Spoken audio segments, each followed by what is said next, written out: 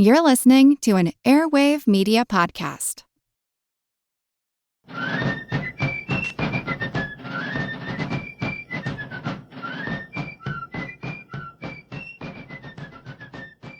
Hello, and thank you for joining the American Revolution.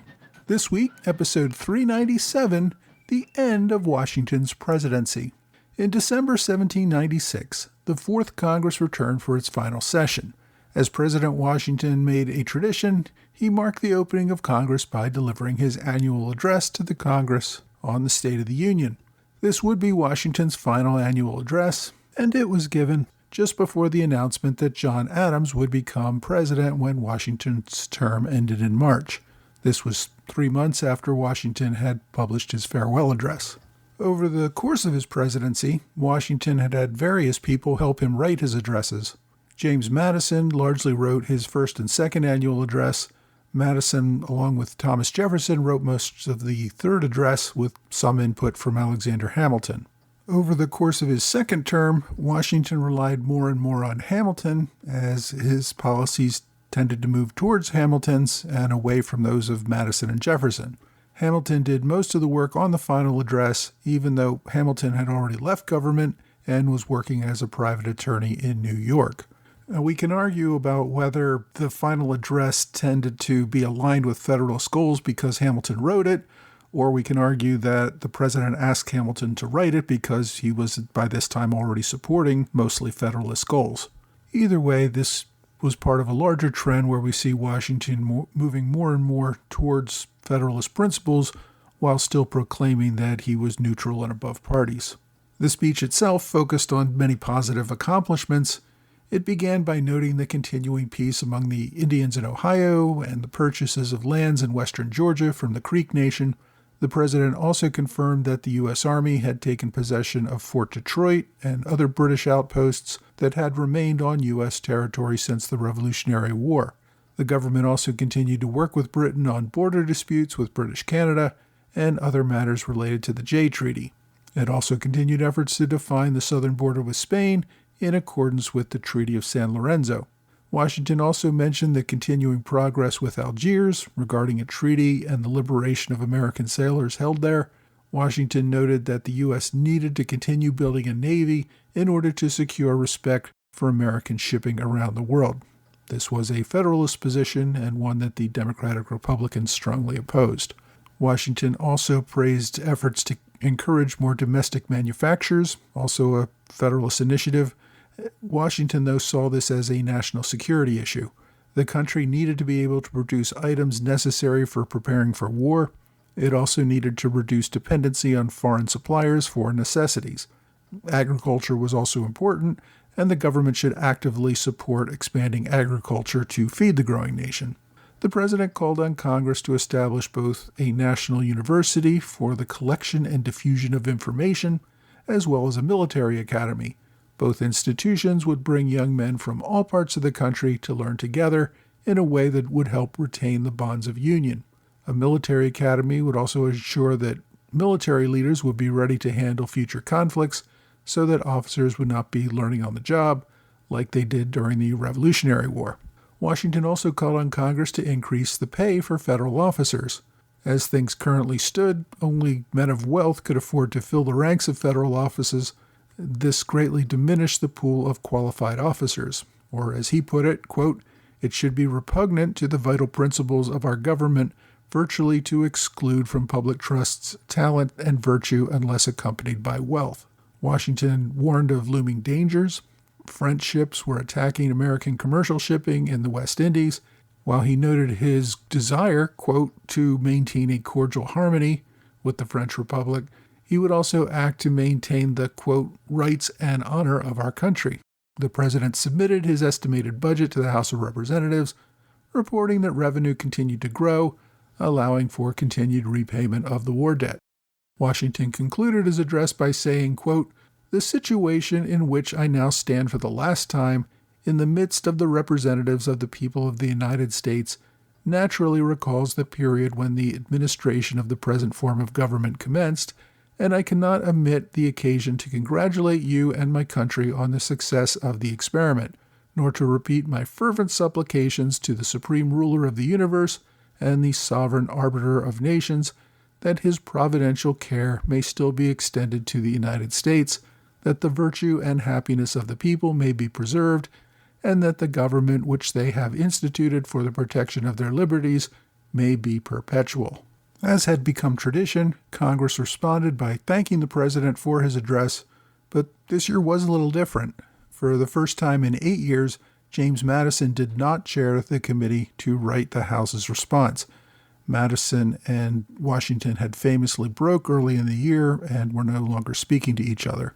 While the response did praise the, quote, wise, firm, and patriotic conduct of Washington's administration and expressed, quote, gratitude and admiration for his years of public service, there was opposition to this language from several Democratic Republicans who thought the president's conduct in recent months did not deserve such praise. Washington's last year in office had been his most divisive. A big part of that division was the result of the Jay Treaty. When we discussed the Jay Treaty a few episodes back, I mentioned that even after passage, Congress still tried to kill it. The Constitution says that the president makes treaties with the advice and consent of the Senate. The House of Representatives plays no role in the process. But given the public, as well as a majority of representatives in the House, seeing the treaty as a sellout to Britain, they continued to fight over it even after it was signed and ratified. The treaty required changes in law, including giving Britain most favored nation status for tariffs. It also called on setting up commissions that Congress had to fund. As a result, the House of Representatives continued to argue over the treaty and implementing these features, which they were required to do under the treaty, well into 1796. House committees demanded that President Washington turn over all internal documents related to the Jay Treaty negotiations. Washington refused to comply.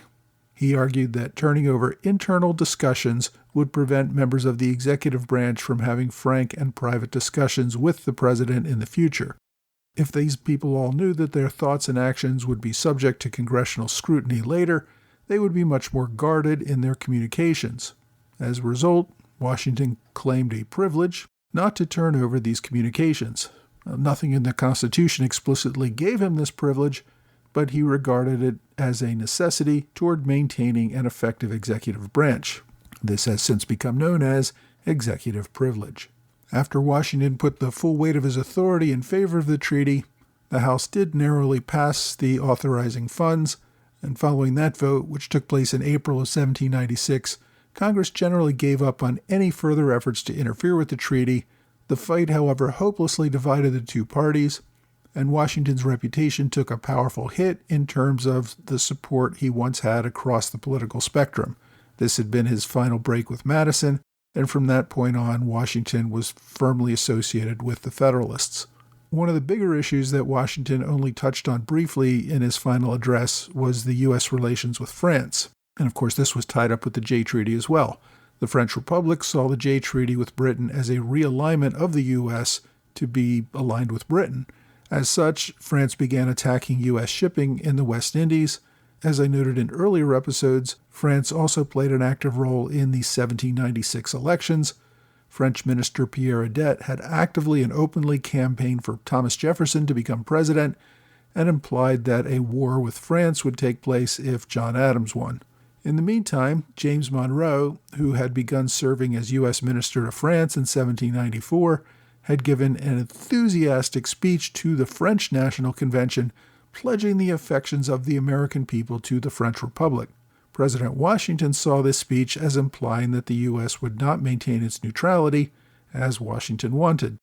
After Washington signed the Jay Treaty with Britain, he expected Monroe to make efforts to allay French anger over the treaty and to make clear that the U.S. would not violate the Treaty of Amity and Commerce that the U.S. and France had signed back in 1778.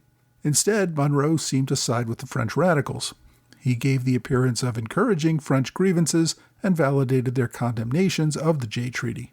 Things grew worse when the president learned that Monroe was leaking confidential information to Republican leaders in America to be published in the opposition newspapers like Benjamin Franklin Bache's Aurora, which Washington despised.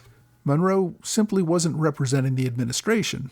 Rather, he was representing the Republican opposition in America. Monroe even told French officials that they should just tolerate the, quote, wrongs of President Washington's administration and simply wait for the election of 1796, when the Democratic Republicans would win office and have a government much more favorable toward France. This only encouraged French officials to get more involved in U.S. elections. Washington saw this and decided to recall Monroe as ambassador in July of 1796, replacing him with Charles Cotesworth Pinckney, the brother of British Ambassador Thomas Pinckney. Officials, however, delayed this announcement so that Monroe would not have time to return to America and participate in the 1796 elections. When Pinckney showed up in Paris in November, French officials refused to accept his credentials. This would lead to a much larger dispute the following year under the Adams administration, but we'll get into that in a future episode. At the same time his brother arrived in Paris, Thomas Pinckney was on his way home to America. He knew that he was in the running to become, running for president, but expected he might become vice president, and he wanted to be home before the results of the election were announced. Washington appointed Senator Rufus King to replace him at the Court of St. James. King had been a good Federalist senator from New York. Washington had offered to make him Secretary of State when Edmund Randolph resigned back in 1795. King had been a vocal advocate for the Jay Treaty, but he declined the appointment to state. In 1796, though, he accepted the ambassadorship to Britain, which he held until several years into the Jefferson administration. And while the Jay Treaty was the last really controversial treaty that the U.S. negotiated, the last foreign treaty that they negotiated during the Washington administration was the treaty with Tripoli in North Africa, what is today the modern-day state of Libya. Its formal name was the, quote, Treaty of Peace and Friendship between the United States of America and the Bey and subjects of Tripoli of Barbary. As I mentioned in an earlier episode, U.S. merchant ships had become easy prey for the Barbary pirates along the coast of North Africa. Because the U.S. had no navy at all, there was no incentive for the raids to stop. In 1795, the U.S. negotiated a treaty with the Dey of Algiers, which we discussed in an earlier episode. In this treaty, they essentially paid off the Dey with cash and gifts, including building them a 32-gun frigate, known as the Crescent, for Algiers. This treaty quieted the largest threat in North Africa, but not the only threat. The ships operating out of Tripoli were separate from Algiers and continued to threaten U.S. shipping. In August of 1796, when Tripoli ships captured 2 American ships and condemned them as prizes, American agent Joel Barlow worked his contacts in Algeria to reach an agreement with the Dey of Tripoli, Yusuf Karamanli. The treaty was a relatively simple one. The U.S. would make a one-time payment of just over $56,000 in return for Tripoli ships leaving U.S. shipping alone and the return of the U.S. sailors held as slaves in Tripoli. The price of $56,000 was very low when compared to the roughly $1 million that was given to Algiers a year earlier.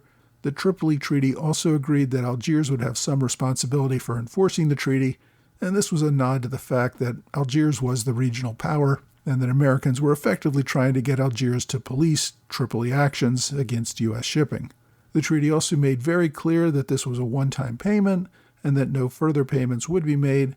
This seems almost doomed to fail since a one-time payment would not assure good behavior into the indefinite future, but it was enough to keep things in check for the moment. One interesting clause in the treaty sought to assure Tripoli that the United States was not a Christian nation and had no beef with Muslim nations. Article 11 of the treaty read, quote, As the government of the United States of America is not in any sense founded on the Christian religion, as it has in itself no character of enmity against laws, religious, or tranquility of Muslimin, and as it said states have never entered into any war or act of hostility against any Mahometan nation, it is declared by the parties that no pretext arising out of religious opinions shall ever produce an interruption of the harmony existing between the two countries. Now, the treaty wouldn't be ratified in the Senate until after John Adams assumed the presidency, but the agreement was in place when Washington left office, and the Senate had little debate and easily ratified that treaty. Despite the few accomplishments in his final year, Washington's last year as president was very frustrating. I've discussed many of the things over the last few episodes, but it's important to remember that Washington was experiencing them all at once within a few months of each other. By 1796, Washington was turning 64 years old. His health was continuing to decline. His back pain grew more intense. He was suffering from facial neuralgia, hearing loss, and rheumatism. On top of all that, he had to have the very last tooth in his mouth pulled in 1796. The increasing physical ailments paled in comparison to his increasing political isolation and the attacks on his character. The last original member of his cabinet, Edmund Randolph, resigned under scandal in early 1796. Politics had become so polarized that no Democratic-Republican leaders would join his administration despite his invitations. His cabinet consisted of Federalists, but men with whom he did not have long histories. The split over the Jay Treaty had severed his relationships with other leaders like Jefferson and Madison. President Washington had struggled to remain above partisan politics and to be a consensus leader who all Americans supported, but that also seemed to be falling apart. The opposition press, especially Benjamin Franklin Bache's Aurora, grew increasingly vitriolic against the president. Most of the attacks followed lines of either Washington had become a senile old fool who was being controlled by wicked men, or that he himself was a tyrannical monster or a closet monarchist who had hidden his true colors for many years but was finally revealing himself. Many press attacks just ventured into bizarre, unsubstantiated attacks, including charges that Washington was a womanizer, a miser, and even a blasphemer. Some of the stories dredged up accusations that he had committed battlefield atrocities during the French and Indian War. One article even asserted that Washington had been a paid British agent during the war, taking bribes from the British during the Revolutionary War. While this charge seemed to be based on forged documents, Washington had to quietly seethe, believing it unseemly to respond to them. In July of 1796, Thomas Paine wrote an open letter to Washington. The main source of Paine's venom came from the fact that the administration had allowed him to languish in a French prison during the Reign of Terror. His long, rambling letter attacked Washington's support of the Jay Treaty, but went well beyond that, even attacking Washington's performance as a general during the Revolutionary War. Another major thrust of the letter attacked Washington for abandoning France as an ally and seemingly putting America under the thumb of Great Britain once again, thus betraying everything for which their generation had fought. Paine ended his letter with the following, quote, "If there is sense enough left in the heart to call a blush into the cheek, the Washington administration must be ashamed to appear. And as to you, sir, treacherous in private friendship, for so you have been to me and in the day of danger, and a hypocrite in public life, the world will be puzzled to decide whether you are an apostate or an impostor, whether you have abandoned good principles or whether you ever had any." Members of the political opposition even called for Washington's impeachment. An anonymous letter by the House clerk, David Beckley, charged that Washington had stolen public funds by overdrawing his presidential salary. The charges referred to the president as a, quote, common swindler who deserved impeachment. Washington received a very generous $25,000 annual salary, but that amount was meant to run his household and his administration, paying his staff, running the executive office. And it's possible there were some cost overruns, but the notion that the president was deliberately stealing funds through fraud was particularly galling to Washington's sense of honor. In fact, he was still nearly broke and actually had to sell some of his private lands in order to pay for his return to Mount Vernon. Washington was especially sensitive to attacks on his character. Also, in July, well before Paine's letter, Washington wrote his last letter of any significance to Thomas Jefferson. He bemoaned the attacks on him and his administration. Quote, "Until within the last year or two, I had no conception that parties would or even could go the length I have been witness to, nor did I believe until lately that it was within the bounds of probability, hardly within that of possibility, that while I was using utmost exertions to establish a national character of our own, independent, as far as our obligations and justice would permit, of every nation of the earth, and wished by steering a steady course to preserve the country from the horrors of a desolating war, that I should be accused of being an enemy of one nation and subject to the influence of another, and to prove it, that every act of my administration would be tortured, the grossest and most insidious misrepresentations of them be made by giving one side only of a subject, and that too much exaggerated and indecent terms, as could scarcely be applied to a Nero, a notorious defaulter, or even a common pickpocket. Now, I focused only on the attacks on Washington. Of course, he had his many supporters. The majority of the country still strongly supported him. But Washington couldn't help but focus on these criticisms.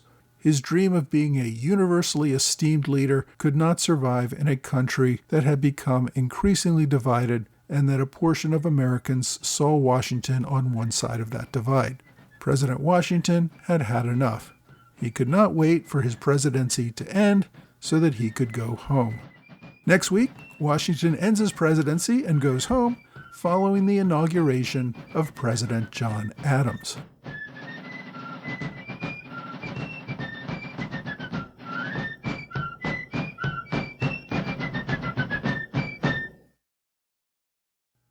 Hey, thanks for joining the American Revolution Podcast After Show, part of the Airwave Media Network.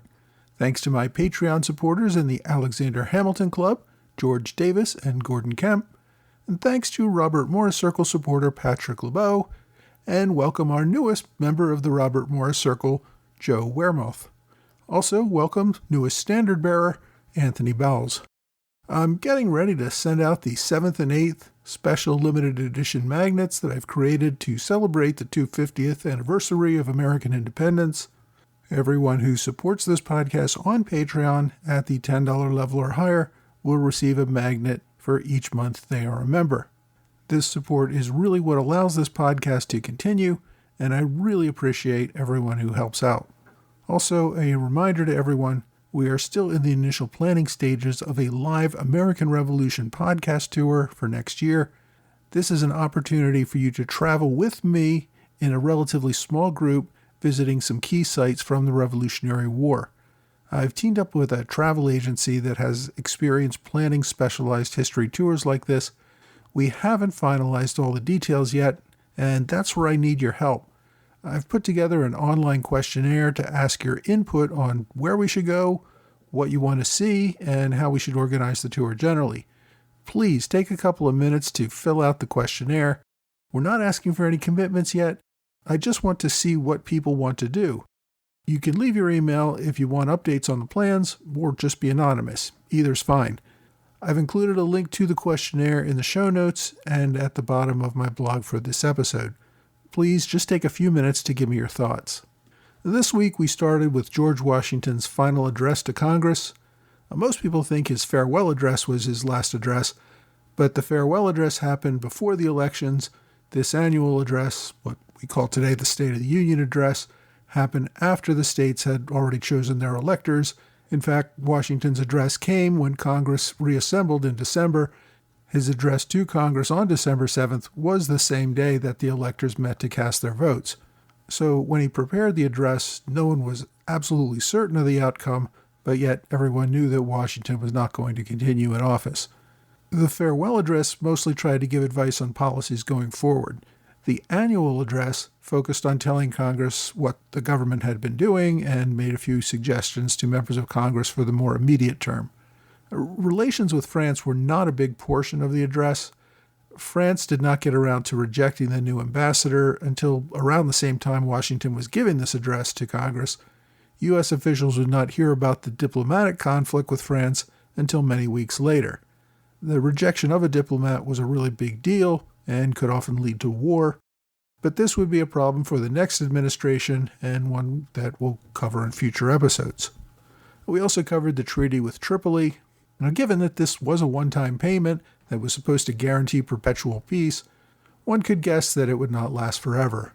The big hope was that Algiers would act as the enforcer for protecting American commerce, since Algiers was receiving an annual payment. Algiers, however, was not inclined to do that. The Tripoli Treaty inevitably failed, resulting in a war during the Jefferson administration. The Marines had to land there in Tripoli, which is why the U.S. Marine hymn has a line in it that says, "To the shores of Tripoli." I also tried to cover some of the political attacks on Washington from the press and his political opponents. These attacks didn't end after he left office. The Aurora continued to denounce Washington even after Adams became president. Part of it was an effort to make Washington the bad guy and Adams the good guy, and we'll get into that more next week. One of the attacks that hit Washington particularly hard was something that became known as the Mazzei Letter. Philip Mazzei was an Italian doctor and scientist. He practiced medicine in the Middle East for a while before moving to London in 1755.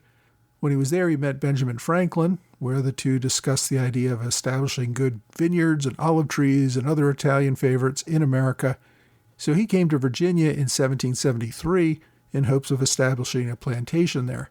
He ended up teaching at William and Mary College and developed a friendship with Thomas Jefferson. Now, during the Revolutionary War, Mazzei returned to Italy as a secret agent for Virginia, hoping to obtain supplies for the Patriot cause. He remained in Italy after the war, but kept up a correspondence with Jefferson. That brings us to the spring of 1796. Around the time that the Jay Treaty was signed, Jefferson wrote to Mazzei, and part of his letter complained about the administration selling out to the British. He didn't explicitly name Washington, but his letter said in part, quote, "It would give you a fever were I to name you the apostates who have gone over to these heresies, men who were Samsons in the field and Solomons in the council, but have had their heads shorn by the harlot England." Now, Mazzei, for some reason, had the letter published in a Florence newspaper in January of 1797. It, of course, then found its way to U.S. newspapers by the summer of 1797. This was after Washington had left office and gone home to Mount Vernon. Nevertheless, Washington took great personal offense that Jefferson was bad-mouthing him. The two men never communicated with each other again, and Washington made it known that he considered Jefferson an enemy. The other attack that really seemed to hit Washington hard after leaving the presidency was a book published by James Monroe, in which he tried to defend his actions as U.S. ambassador to France before Washington recalled him. The book also attacked Washington's policies, particularly the Jay Treaty. Monroe published this 481-page book. The publisher was Benjamin Franklin Bache, the editor of the Aurora. A copy of the book was found in Washington's personal library after his death. Washington had personally scribbled responses to Monroe's charges in the margins of the book. However, as with Jefferson, Washington never spoke with Monroe about this or anything else ever again. The two men remained estranged. My book recommendation this week is Benjamin Franklin Bache and the Philadelphia Aurora by James Tagg. Bache, as I said, was Benjamin Franklin's grandson. Franklin had actually taken Bache to study in Europe for many years during the war. One of his fellow students was John Quincy Adams. When Bache returned to Philadelphia after the war, he began working as a printer in his grandfather's print shop. When Franklin died in 1790, Bache inherited his printing press and began publishing a newspaper. In 1794, he renamed his paper the Aurora, and that's what became the mouthpiece for the Democratic Republicans. Later, President Adams would have Bache arrested for sedition. He died in prison during a yellow fever epidemic in Philadelphia shortly after his arrest. This book is about his life and, of course, focusing on his years as a leading opponent of both Presidents Washington and Adams. The author is a history professor at the University of Lethbridge, and this book was originally published in 1991. If this sounds interesting to you, get Benjamin Franklin Bache and the Philadelphia Aurora by James Tagg. My online recommendation is the text of Washington's 8th Annual Address to Congress. This is his final formal address as president, and I think there's nothing better than reading the original document. It's not very long, and as always, I've included direct links on my blog and in the show notes. My question this week comes from Bob Schneider, who asks about placing a John Adams Memorial on the Washington, D.C. Mall. He included a link with a Wall Street Journal article by Jackie Cushman, who is chair of the Adams Memorial Commission. This is a government commission designed to establish a memorial for Adams. While the commission has been around for years, Congress has not yet given final approval to an Adams Memorial. There are proposals to place such a memorial between the Washington Monument and the Jefferson Memorial. I guess, I'm a little divided on this issue. I absolutely have the greatest respect for John Adams. He was a key player in the movement toward independence and devoted his life to the founding of the country.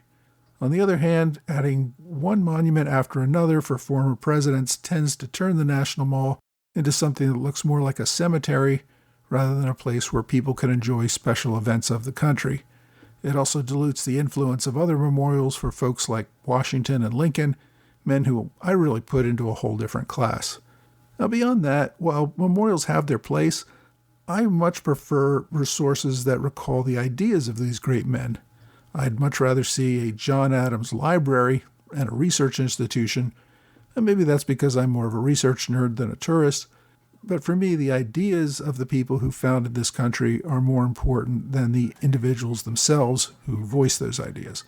If you have a question you'd like me to answer, please reach out to me either via email or on X, Facebook, Quora, or Reddit. Well, that's all for this week. I hope you will join me again next week for another American Revolution podcast.